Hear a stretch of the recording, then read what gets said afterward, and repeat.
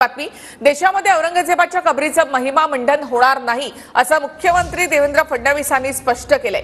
फक्त छत्रपती शिवरायांच्याच मंदिराचं महिमा मंडन होणार असं देवेंद्र फडणवीसांनी म्हटलं आहे।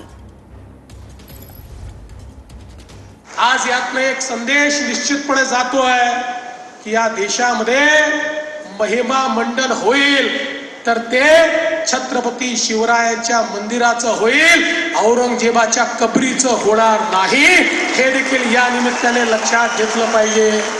आज हे ठीक आहे, खरं म्हणजे त्या औरंग्याची कबर कशाला हवी, परंतु आपल्याला देखील कल्पना आहे की एएसआयने त्याला 50 वर्षापूर्वी संरक्षित म्हणून अशा प्रकारचं त्या ठिकाणी स्थळ म्हणून घोषित केलेलं आहे आणि म्हणून त्याचं संरक्षण देखील करायची जबाबदारी ही राज्य सरकारवर आणि केंद्र सरकारवर येऊन पडलेली आहे।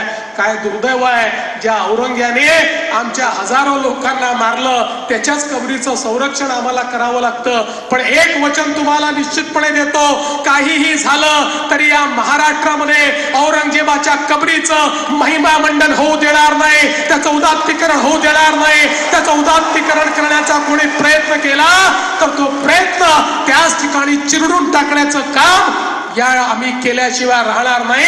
हे वचन छत्रपती शिवरायांच्या या मंदिराच्या समोर आपल्या सर्वांना मी देतो।